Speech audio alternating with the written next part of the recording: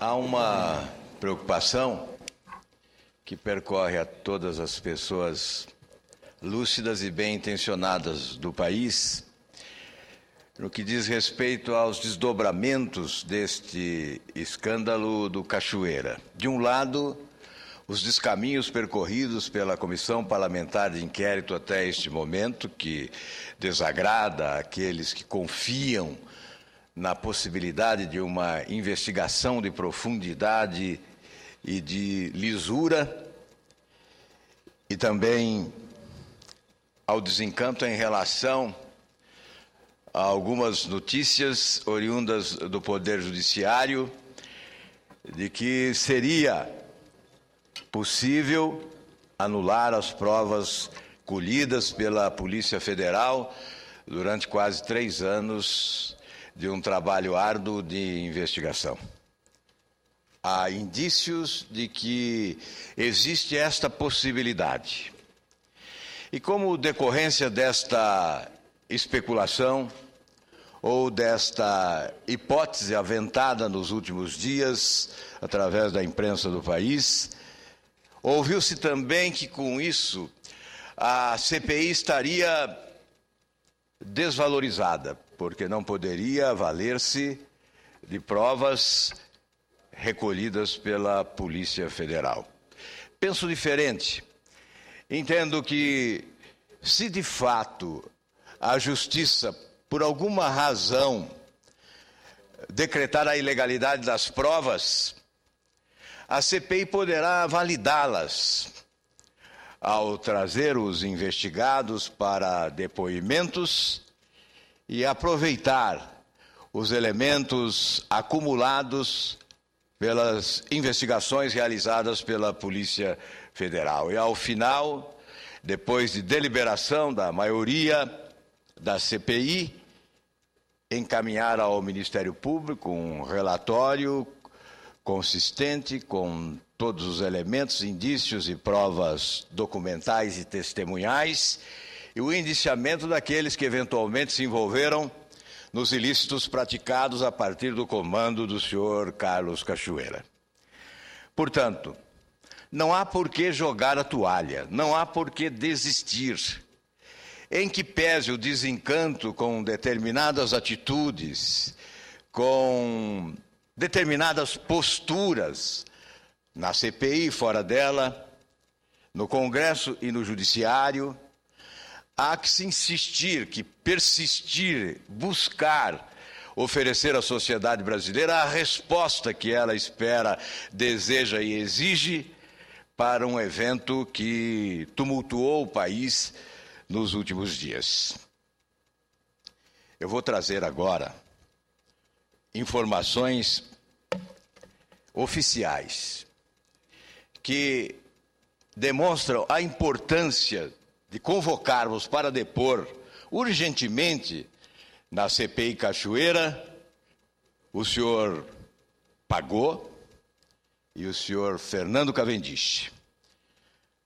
Vou demonstrar com números, nomes, valores, que há uma conexão indesmentível do governo federal, especialmente através do DENIT, com a empresa Delta, do senhor Fernando Cavendish, e desta com a empresa Alberto Pantoja, do senhor Carlos Cachoeira, e da Alberto Pantoja com integrantes da quadrilha comandada pelo Bicheiro. E há aqueles que dizem não encontrar razões para a convocação de Pagô e de Fernando Cavendish. Senhor presidente, tenho aqui um gráfico colorido que mostra exatamente o link que parte do governo federal para a empresa Delta e da empresa Delta para Alberto Pantoja e desta para empresas laranjas e integrantes, familiares e integrantes da quadrilha do senhor Carlos Cachoeira. No primeiro círculo, a Delta ganha licitação com preços baixos. É a estratégia adotada pela empresa. Disputa oferecendo preços menores e ganha a concorrência.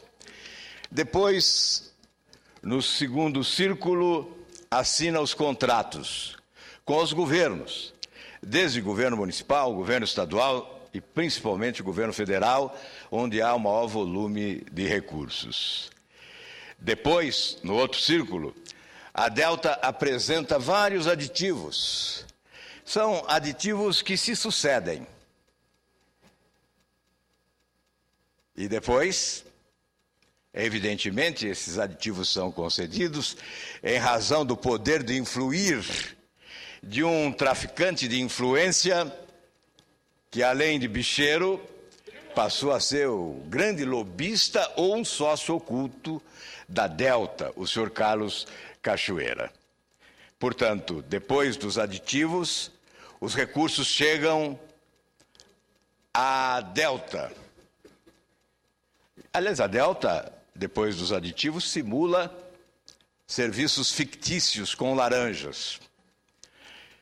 Os recursos saem do governo federal para a Delta, da Delta para as empresas laranjas, especialmente essa Alberto Pantoja, e dela para os destinatários finais. Aqui está, senhor presidente, senhores senadores, algumas das contas da Delta destinatárias dos recursos do governo federal. São basicamente duas contas. Uma conta no Banco Bradesco, na agência empresarial Centro Rio de Janeiro. É a conta corrente número 1002902. A outra conta é no Banco Safra, na agência 0006, na Candelária, também no Rio de Janeiro. O número da conta corrente é 386975. Nós apanhamos aqui um período que vai de maio de 2010 a abril de 2011, portanto, um período de um ano. E fomos investigar os recursos repassados pelo governo federal para a Delta, com depósitos efetuados nestas duas contas. E chegamos a mais de 729 milhões de reais nesse período, nas duas contas que escolhemos para essa amostragem. Os valores recebidos pela Delta do governo federal são muito superiores, mas nós estamos apresentando uma amostragem no período de um ano em duas contas bancárias, ambas no Rio de Janeiro. Depois do ingresso desses valores nas duas contas do Rio de Janeiro em nome da Delta, nós fomos verificar o caminho destes recursos, que saíram destas duas contas da Delta para uma conta da Alberto e Pantoja, que é uma empresa ligada ao senhor Carlos Cachoeira. Foram 29.995.967,43. Portanto, dos recursos repassados pelo governo federal a partir do DENIT para as duas contas da Delta no Rio de Janeiro, 29.995.000 reais foram repassados para Alberto e Pantoja. Temos aqui também o número da conta da empresa Alberto e Pantoja, que recebeu esses valores. Depois da Alberto e Pantoja, a distribuição dos recursos. Nós não vamos citar todos os nomes, mas apenas aqueles que já se tornaram conhecidos nestes meses de investigação. Por exemplo, o senhor Giovanni Pereira da Silva, que é o contador de Carlos Cachoeira. Ele recebeu cheque em 2010, em maio de 2010, no valor de R$531 mil. Depois, em junho, ele recebeu mais R$1.788 mil. Em junho de 2010, a JR Construtora recebeu R$1.246 mil. O senhor Luiz Carlos de Almeida Ramos, que é irmão do senhor Carlos Cachoeira, recebeu em 2010, junho, R$100 mil. A Brava Construções, no mesmo momento, R$95 mil. Depois vamos para Giovanni Pereira da Silva novamente, mais R$1.877 mil. Em julho, isso em julho. Em julho, a JR, mais dos R$585 mil. O senhor Luiz Carlos de Almeida Ramos, mais R$19.650 no mês de julho. Depois passamos para Giovanni Pereira da Silva em agosto, R$1.325 mil. A JR em agosto, R$571 mil. A Mapa Construtora, R$477 mil. Sebastião Alves de Moraes Filho, também parente do senhor Carlos Cachoeira, R$27.500. Giovanni Pereira da Silva, no mês de setembro, R$1.370 mil. Portanto, o contador Giovanni é o que recebia o maior valor mensalmente. Vladimir Garcês Henrique, esse é o ex-vereador que estava preso em Goiânia até poucos dias, que, aliás, quis fazer uma graça dizendo que era amigo do senador Paulo Paim. Porque do Mário Covas, do Lula. Exatamente, é porque esteve lá fazendo uma palestra e foi usado de má fé, evidentemente, né? O Valdemir Garcês também recebeu aqui, em setembro, 11.720. Depois, o Giovanni, em novembro, 1.176 mil. O Giovanni era todo mês mais de R$1 milhão. O Vladimir Garcês Henrique, R$12 mil. Esse era mais modesto, recebia menos, no mês de novembro. O Giovanni, aí em dezembro de 2010, 295 mil. Depois, outras somas aqui menores. O Sebastião Alves de Moraes Filho, dezembro, 6 mil. O Vladimir de novo, 5 mil. E vamos para 2011. Em 2011, a Mapa Construções, 267 mil. O Lenine Araújo de Souza, que esteve para depoimento na CPI e ficou calado. E disse que era inocente. E tentou passar uma imagem de vítima e reclamou das condições da prisão. Lenine Araújo está aqui, recebendo também recursos desta conta da Alberto e Pantoja, neste dia de dezembro, aliás, em fevereiro já de 2011, R$ 22.782,75. A conhecida Excitante, cujo sigilo bancário foi quebrado também na última reunião da CPI, recebeu em abril de 2011 R$250 mil. E depois, em maio, o senhor Giovanni recebe os seus 196 mil, depois mais 196 mil, depois mais 207, mais 207, mais 648, mais 648, aí volta a excitante em maio de 2011, mais 400 mil. Enfim, eu estou citando alguns que são mais conhecidos e deixando os menos conhecidos. O total alcança R$ 29.992.929 neste ano, de recursos que tiveram origem no governo federal, no DENIT, passando pela Delta, chegando a Alberto Pantoja e depois com essa distribuição a que me referi. Nós temos aqui também a distribuição dos recursos entre as duas contas.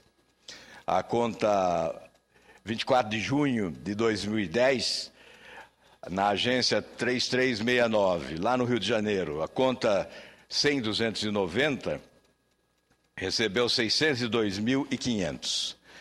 Depois, no dia 30 de março de 2011, recebeu 1.044.775, essa mesma conta da Alberto e Pantoja. Depois, a outra conta, a de 006, que é no outro banco, 38697, 13 de maio, 638.700. Cito apenas para ilustrar esses repasses que são de valores expressivos e que, na soma de todos os repasses para essas duas contas, tivemos o repasse de 29 milhões, de pouco mais de 29 milhões para a conta de Alberto Pantoja. Apresento esse trabalho, senhores senadores, para comprovar que não se pede por pedir, não se exige simplesmente pelo gosto da exigência, mas porque é necessário ouvir para adotar providências posteriores o senhor Fernando Cavendish e o senhor José Antônio Pagô, ex-diretor do DENIT, que, aliás, surpreendentemente afirmou ter sido derrubado do cargo que ocupava pelo bicheiro Cachoeira e pelo empresário Fernando Cavendish. Eu digo surpreendentemente porque a empresa Delta era beneficiada, privilegiada, com contratos generosos e aditivos expressivos através do DENIT, onde estava Pagô. Se ele faz essa queixa, certamente não era o responsável principal pela concessão desses aditivos. Obviamente estaria recebendo ordens para que esses aditivos fossem concedidos. Por que temem o depoimento dele? Porque não desejam ouvi-lo. Se há uma predisposição de Pagô de vir à CPI sem receio e de contar o que sabe, por que impedir? O que revela essa postura é medo ou é desejo de colocar debaixo do tapete toda sujeira existente? E por que não convocar o senhor Fernando Cavendish, que liderou a turma do guardanapo branco nas festas de Paris? Por que não convocá-lo? Ele que disse, reiterou que não tinha problemas com licitações, porque comprava políticos e com 6 milhões compraria um senador. Por que não convocá-lo? Por que esperar? Por que adiar? Nós já temos aqui a prova oficial, material, documentada das relações do governo federal com a empresa Delta e desta com Carlos Cachoeira. O passeio do dinheiro demonstra que há uma relação de promiscuidade de agentes públicos com agentes privados e com os criminosos. Portanto, não há razão alguma que justifique a não convocação de Pagot e Cavendish. Nós estamos, senhor presidente, ao final, para concluir, desta tribuna e de forma oficial, formulando um apelo ao presidente Vital do Rego, que tem procurado conduzir com habilidade esta comissão parlamentar de inquérito, e o relator, o deputado Odair, para que convoquem reunião administrativa como prioridade, a fim de que possamos deliberar sobre estes requerimentos e redirecionar a CPI.